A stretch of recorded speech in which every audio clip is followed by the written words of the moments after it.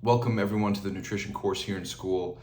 I want to start with the basics and kind of give everyone a basic rundown of macronutrients, micronutrients, calories in general, and so you can get a better understanding of what we're going to be talking about and how you can use these principles to kind of reach your goals. And I know it can certainly be overwhelming and confusing with all the different kinds of information that is out there on the internet. You should do keto, you should do carnivore, you should do this or that, or you should go vegan, whatever it may be. And there's certainly a lot of nuance. What works for me may not work for you. And so it's really just truly believe in just following general guidelines and principles and then changing them to meet your needs and still allowing you to go out and have dinner somewhere and not worry about what you're eating. To an extent, right? There's certain limits as well.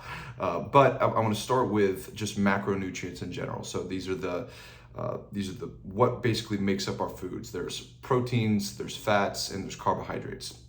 Proteins are going to be, of course, essential for muscle growth and repair. Good sources. Think about lean meats, chicken, turkey. You can get into, of course, eggs, beef, dairy products, plant-based proteins, you name it. Carbohydrates would be the next one. These are going to be your body's main source of fuel, especially in the type of workouts that we do at F45 where they're more intense. Carbohydrates are used for those short energy bursts and also are just used for our primary energy source throughout the day. You really want to focus on complex carbohydrates, whole grains, vegetables, fruits, things like that. Limit refined sugars and especially like wheat flour, things like that.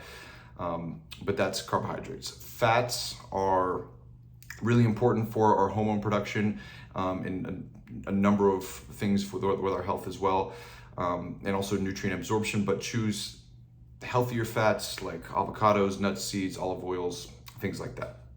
And think of those things when we're talking about fats.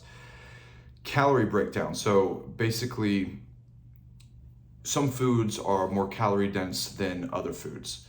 So think of like a piece of kale compared to a potato chip. They might be like the same weight and size, but because of what they're made up of, one is significantly more calorie dense than the other.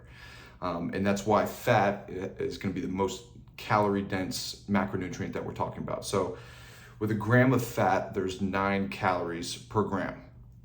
When it comes to carbs, it's 4 calories per gram, and then protein is also 4 calories per gram.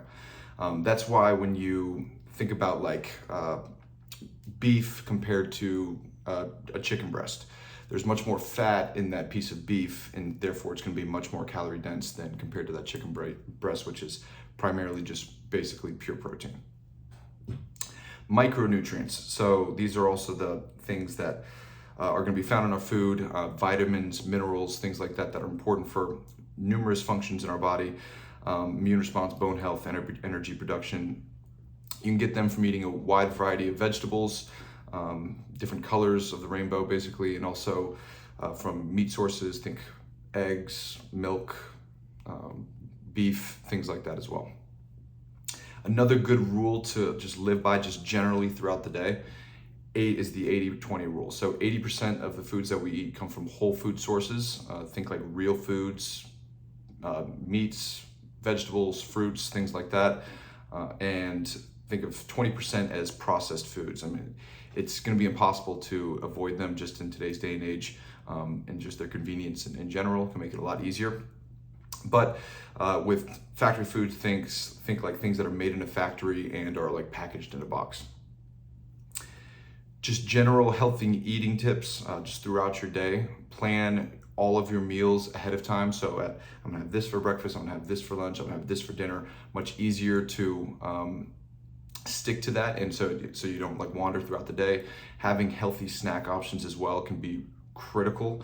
Some of my favorites, if you're trying to limit calories, I'd stay away from nuts, but nuts are also just a good option in general. They're gonna be more filling, they're gonna have protein and healthy fats as well. But I love, like for me, I love beef jerky, low in calories, super high in protein, things like that can be great. So planning your meals ahead of time so you're avoiding like last minute junk food choices. Cook at home, preparing meals at home can help a lot. Read labels, so just pay attention to like what is in food, how many calories are in a serving of that food. and just limit processed foods in general. So, and we'll get much more into detail with specifics on reaching specific goals, whether it's weight loss or muscle gain. But just in general, for weight loss, you want to focus on a calorie deficit. So basically, consuming less calories than we burn throughout the day, because at the end of the day, it's like thermodynamics is going to be king. If you consume less calories or basically less energy than you burn, you're going to lose weight. There can be fluctuations in your hormones, which cause fluid imbalances, whatever it may be. But if you're consuming less calories than you're burning, you're going to lose weight. Muscle gain, aim for a calorie surplus. People get scared when I tell them this, but it's just a general rule. When you want to focus on gaining muscle, you're going to have to be into a calorie surplus because your body is going to be more efficient at allocating those extra calories towards muscle growth. But aim for a calorie surplus, consume more calories than you burn. That's what that means, with a focus on protein intake for, of course, muscle growth and repair.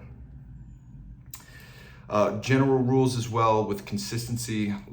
Consistency is key. Like sticking with things more long term is going to lead to better results. Period. And also, with that being said, also moderation, in meaning like allow yourself to have those occasional treats and things like that, because that's going to help with long-term consistency. If you feel like you're depraved from sugar or whatever it may be, whatever that food is that you love to treat yourself with at the end of the night, if you feel like you're completely depraved from it, it's usually going to end up in a lapse in that diet, and that's an overall the key is long-term consistency, and that's what we want to focus on.